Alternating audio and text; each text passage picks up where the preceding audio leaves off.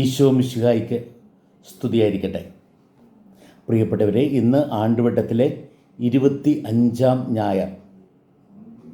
ആണ്ടുവട്ടത്തിലെ ആഴ്ചകളിലൂടെ നമ്മൾ മുന്നേറുമ്പോൾ ക്രിസ്തു ശിഷ്യത്വത്തിൻ്റെ പാഠങ്ങൾ നമ്മൾ പഠിച്ചുകൊണ്ടിരിക്കുകയാണ്. ഇന്നത്തെ വായനകൾ നമ്മളെ ഓർമ്മപ്പെടുത്തുന്നത് ക്രിസ്തു ശിഷ്യൻ ഒരു കാര്യസ്ഥനാണ് എന്നുള്ളതാണ്. ദൈവത്തിൻ്റെ കാര്യസ്ഥൻ, ഈശോയുടെ കാര്യസ്ഥൻ.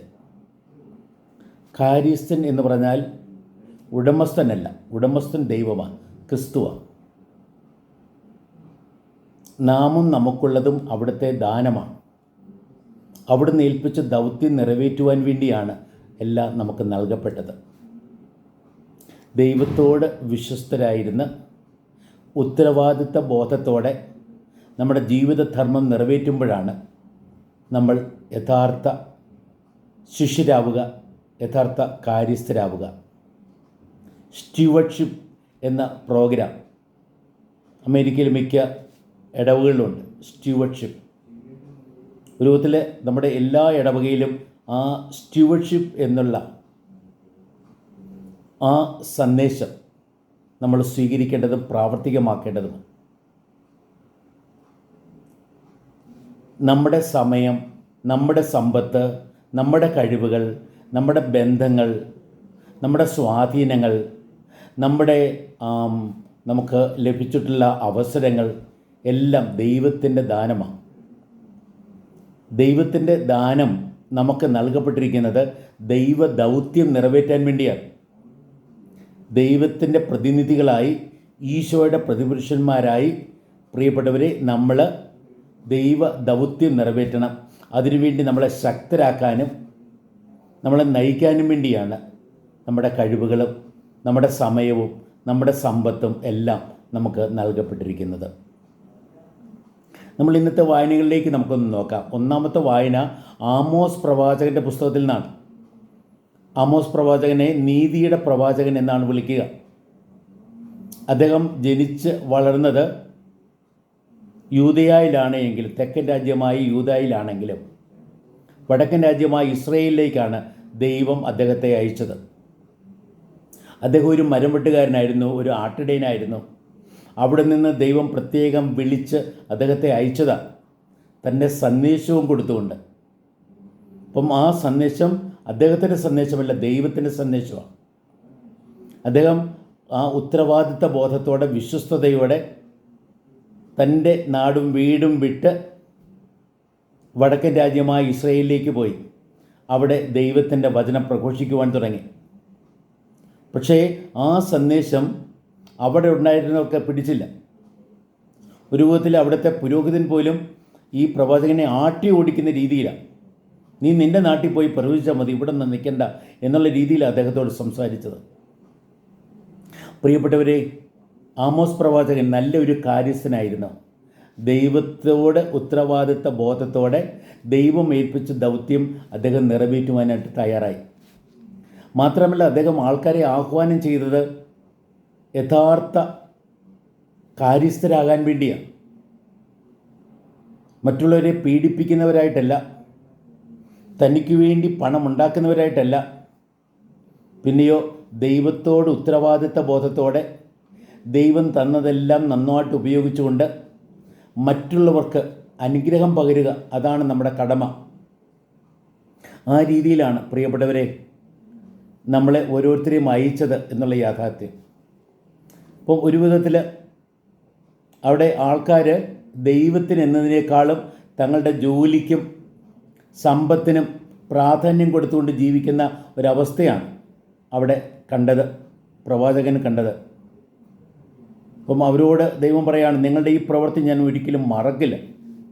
നിങ്ങൾ മനുഷ്യരെ പീഡിപ്പിക്കുക, നിങ്ങൾ ദരിദ്രരെ വിൽക്കുക അല്പം പൈസയ്ക്ക് വേണ്ടി, നിങ്ങളുടെ തുലാസിലൊക്കെ മാറ്റം വരുത്തുക, ബിസിനസ്സിലൊക്കെ ഒരു വിധത്തിൽ മറ്റുള്ളവരെ കബളിപ്പിക്കാൻ വേണ്ടിയാണ് നിങ്ങളുടെ പരിശ്രമം.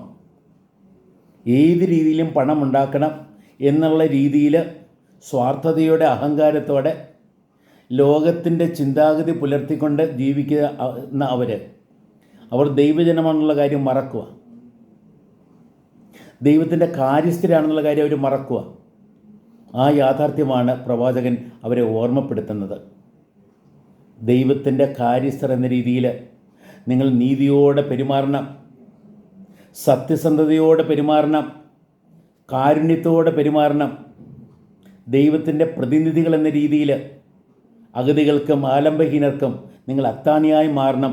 ആ യാഥാർത്ഥ്യമാണ് പ്രിയപ്പെട്ടവരെ ആമോസ് പ്രവാചകൻ അവരെ ഓർമ്മപ്പെടുത്തിയത്. അഗതികളെ, പാവപ്പെട്ടവരെ ഉദ്ധരിക്കുന്ന ദൈവത്തിൻ്റെ ചിത്രമാണ് ഇന്നത്തെ സങ്കീർത്തനം നമ്മുടെ മുമ്പിൽ അവതരിപ്പിക്കുക. അവിടുന്ന് അവരെ ഉദ്ധരിച്ച് പ്രഭുക്കന്മാരോടൊപ്പം ഇരുത്തി എന്ന് പറയുകയാണ്. ഒരു വിധത്തിൽ ഒരു കാര്യസ്ഥൻ, യഥാർത്ഥ കാര്യസ്ഥൻ ദൈവത്തെ പോലെ പെരുമാറേണ്ടവരാണ്. മറ്റുള്ളവരെ ഉദ്ധരിക്കണം, അവരെ ഉയർത്തണം, പ്രഭുക്കന്മാരോടൊപ്പം അവരെ ഇരുത്താനായിട്ട് സാധിക്കണം. ആ രീതിയിൽ എല്ലായിടത്തും സമത്വം വരുത്തിക്കൊണ്ട്, എല്ലാവർക്കും സ്വാതന്ത്ര്യം വരുത്തിക്കൊണ്ട്, എല്ലായിടത്തും സാഹോദര്യം പുലർത്തക രീതിയിൽ പ്രിയപ്പെട്ടവരെ അവർ തങ്ങളുടെ ദൗത്യം നിറവേറ്റണം. അപ്പം അങ്ങനെ ദൈവത്തിൻ്റെ കാര്യസ്ഥൻ എന്ന രീതിയിൽ ആമോസ് പ്രവാചകൻ ചെന്ന് അവിടെയുള്ളവരെ ദൈവത്തിൻ്റെ കാര്യസ്ഥരായി ജീവിക്കുവാൻ പ്രചോദിപ്പിക്കുന്ന കാര്യമാണ് ഒന്നാമത്തെ വായനയിൽ നമ്മൾ വായിച്ചു കേട്ടത്. അതുപോലെ സങ്കീർത്തനത്തിൽ ആ ദൈവത്തിൻ്റെ സ്വഭാവമാണ് വെളിവാക്കുക. നമ്മൾ ഇന്നത്തെ രണ്ടാമത്തെ വായനയിലേക്ക് നോക്കുമ്പോൾ പ്രിയപ്പെട്ടവരെ, ഏക മധ്യസ്ഥനായ ഈശോയുടെ ചിത്രമാണ് അവിടെ അവതരിപ്പിക്കുക. ദൈവത്തിനും മനുഷ്യർക്കും ഇടയിലുള്ള ഏക മധ്യസ്ഥൻ, ആ ഈശോയോട് ചേർന്ന് നമ്മളും മധ്യസ്ഥരാകണം. ഒരു വിധത്തിൽ നമ്മൾ ഈശോയുടെ പ്രതിനിധികളായി പ്രവർത്തിക്കണം. നമ്മുടെ അധികാരികൾക്ക് വേണ്ടി പ്രാർത്ഥിക്കണം. ആ അധികാരികൾ ദൈവത്തിൻ്റെ യഥാർത്ഥ കാര്യസ്ഥരായി ജീവിക്കാൻ തക്കവണ്ണം നമ്മൾ അവർക്ക് വേണ്ടി പ്രാർത്ഥിക്കുവാനായിട്ട് നമ്മൾ തയ്യാറാകണം. അതിനുവേണ്ടി അവരെ പ്രേരിപ്പിച്ചാൽ മാത്രം പോരാ, അതിനുവേണ്ടി അവരെ സഹായിച്ചാൽ മാത്രം പോരാ.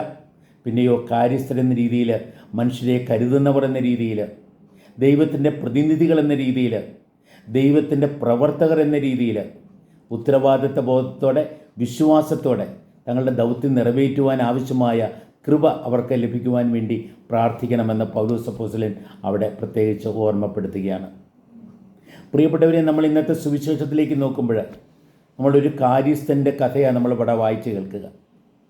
തൻ്റെ യജമാനനോട് വിശ്വസ്തത ഇല്ലാത്ത രീതിയിൽ പെരുമാറിയ കാര്യസ്ഥനെ ആ കാര്യസ്ഥതയിൽ നിന്ന് ഒഴിവാക്കി പിരിച്ചുവിടുന്ന ആ ഒരവസ്ഥയാണ്.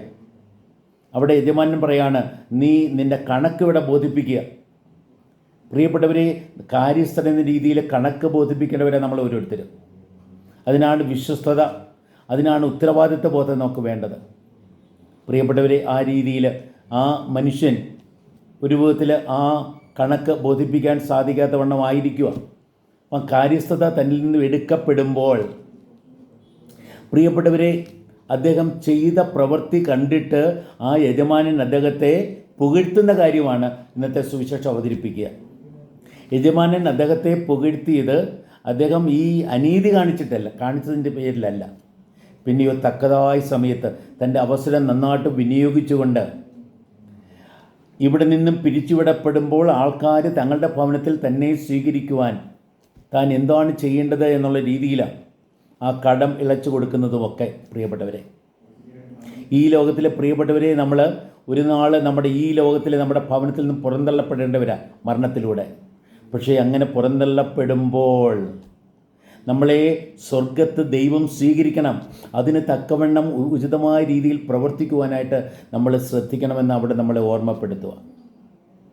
പ്രിയപ്പെട്ടവരെ, ഒരു കാര്യസ്ഥൻ ചെയ്യേണ്ടത്, ഉത്തമമായ രീതിയിൽ ചെയ്യേണ്ട കാര്യങ്ങൾ 3 പ്രത്യേകിച്ച് ഇന്നത്തെ സുവിശേഷ ഭാഗം വെളിവാക്കുന്നുണ്ട്.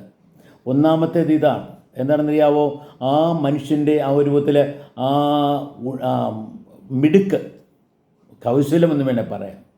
അതായത് തൻ്റെ ഭാവി സുരക്ഷിതമാക്കാൻ വേണ്ടി ഉചിതമായ സമയത്ത് പ്രവർത്തിക്കുവാൻ അദ്ദേഹം തയ്യാറായി എന്നുള്ളതാണ്. നമ്മുടെ ജീവിതത്തിൽ നമുക്ക് പല അവസരങ്ങൾ വരും പ്രിയപ്പെട്ടവരെ. ഈ അവസരങ്ങൾ നമ്മൾ വിട്ടുകളയുമ്പോഴാണ് നമ്മുടെ ജീവിതത്തിൽ വേണ്ടത്ര അനുഗ്രഹം വരാത്തത്. നമുക്ക് ലഭിക്കുന്ന ഓരോ അവസരവും ശ്രദ്ധയോടെ, ഉത്തരവാദിത്വ ബോധത്തോടെ, വിശ്വസ്തയോടെ പ്രിയപ്പെട്ടവരെ നമ്മൾ ഉപയുക്തമാക്കാൻ തയ്യാറാകുമ്പോൾ അവിടെയാണ് നമ്മുടെ ജീവിതത്തിന് അർത്ഥം ഉണ്ടാവുക. അവിടെയാണ് നമ്മുടെ ജീവിതത്തിൽ സുരക്ഷിതത്വം ഉണ്ടാവുക. ഗ്രീക്ക് ഭാഷയിൽ സമയത്തിന് രണ്ട് വാക്കുകളുണ്ട്, ക്രോണോസ്, കൈറോസ്. ക്രോണോസ് എന്ന് പറഞ്ഞാൽ നമ്മുടെ വാച്ചിൻ്റെ സമയമാണ്, നമ്മളെ ആശ്രയിച്ചില്ല, അത് തന്നെത്താൻ ഇങ്ങനെ പോവുക. ക്രോണോസ് എന്ന് പറഞ്ഞാലുണ്ടല്ലോ ചില പ്രത്യേക അനുഗ്രഹത്തിൻ്റെ നിമിഷങ്ങളാണ്. ദൈവം കടന്നു വരുന്ന നിമിഷം, അനുഗ്രഹവും അവസരവും കടന്നു വരുന്ന നിമിഷം. നമ്മൾ ശ്രദ്ധയോടെ ഇരുന്നില്ല എങ്കിൽ നമുക്കത് നഷ്ടപ്പെടാം. നേരെമറിച്ച് ശ്രദ്ധയോടുകൂടി ആ അവസരം വിനിയോഗിക്കാൻ തയ്യാറാകുമ്പോഴാണ്, തക്കതായ സമയത്ത് തക്കതായ രീതിയിൽ പ്രവർത്തിക്കുവാൻ തയ്യാറാകുമ്പോൾ, പ്രിയപ്പെട്ടവരെ, നമുക്ക് നമ്മുടെ ജീവിതം സുരക്ഷിതമായി മാറും എന്ന് ആ കാര്യസ്ഥൻ തന്നെ നമ്മളെ ഓർമ്മപ്പെടുത്തുക. കാര്യസ്ഥൻ്റെ ആദ്യത്തെ അനുഭവം, അവൻ ചെയ്ത ആ വിരോധങ്ങളോ അല്ലെങ്കിൽ അവൻ ചെയ്ത അവിശ്വസ്തതയൊന്നുമല്ല ഈ യജമാനൻ ശ്ലാഘിച്ചത്, പിന്നെയോ അവൻ്റെ ഈ മിടുക്കിനെയാണ്. അവൻ്റെ മിടുക്ക്, തക്കതായ സമയത്ത് അവൻ പ്രവർത്തിച്ചു എന്നുള്ളതാണ്. ഒരു വിധത്തിൽ കർത്താവ് അവിടെ ചോദിക്കുന്ന ഒരു ചോദ്യമുണ്ട്. ഈ ലോകത്തിൻ്റെ മക്കൾ, ഈ ലോകത്തിലെ കാര്യങ്ങൾ നിറവേറ്റുന്നതിൽ കാണിക്കുന്ന ഈ വലിയ ശ്രദ്ധയും മിടുക്കും എന്തുകൊണ്ട് ദൈവജനം, പ്രകാശത്തിൻ്റെ മക്കൾ കാണിക്കുന്നില്ല എന്ന്? പ്രിയപ്പെട്ടവരെ, നമ്മളോട് കർത്താവ് അതിലൂടെ ആവശ്യപ്പെടുന്നത് ഇതാണ്. നമ്മൾ എന്ത് ചെയ്യണം എന്നറിയാവോ?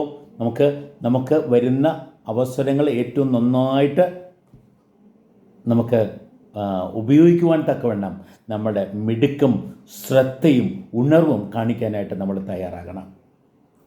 രണ്ടാമത്തെ ഒരു കാര്യം വിശ്വസ്തതയാണ്. ഈശോ പറയാണ്, ചെറിയ കാര്യങ്ങളിൽ വിശ്വസ്തനെങ്കിൽ വലിയ കാര്യങ്ങൾ നിങ്ങളെ ഏൽപ്പിക്കും.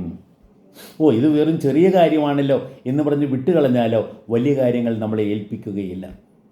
ഏത് കാര്യത്തിലും ഏറ്റവും വിശ്വസ്തയോടെ, പ്രിയപ്പെട്ടവരെ, പെരുമാറാൻ സാധിക്കുമ്പോഴാണ് വലിയ കാര്യങ്ങളിൽ ദൈവം നമ്മളെ നിയമിക്കുക. നമ്മുടെ ജീവിതത്തിലെ ഉയർച്ചയ്ക്ക് അടിസ്ഥാനമാകുന്നത് ചെറിയ കാര്യങ്ങളിൽ പോലുമുള്ള ശ്രദ്ധയും വിശ്വസ്തതയുമാണ് എന്ന കാര്യം ഇന്നത്തെ സുവിശേഷത്തിലെ കർത്താവ് എടുത്തു കാണിക്കുകയാണ്. മൂന്നാമത്തെ കാര്യം, നമ്മൾ ദൈവത്തിന് കൊടുക്കേണ്ട പ്രാധാന്യം. ഈശോ അവിടെ പറയുകയാണ്, നിങ്ങൾക്ക് ദൈവത്തെയും ദ്രവ്യത്തെയും അല്ലെങ്കിൽ പണത്തെയും ഒരേപോലെ സേവിക്കുവാൻ സാധിക്കില്ല. ഒന്നുകിൽ ദൈവത്തെ അല്ലെങ്കിൽ പണത്തെ. നമ്മൾ ദൈവത്തെ ആരാധിക്കുന്നില്ലെങ്കിൽ, ദൈവത്തെ നമ്മൾ അംഗീകരിക്കാൻ തയ്യാറാകുന്നില്ലെങ്കിൽ പണം നമ്മുടെ മേൽ ആധിപത്യം ചെലുത്തും. നേരെ മറിച്ച് നമ്മുടെ എല്ലാ കാര്യത്തിനും ദൈവത്തിന് ആധിപത്യം കൊടുത്താലോ നമ്മൾ പണത്തിൻ്റെ മേൽ ആധിപത്യം ചെലുത്തും. പണം നമ്മുടെ ജീവിതത്തിലെ ആവശ്യങ്ങൾക്ക് വേണ്ടി വിനിയോഗിക്കും.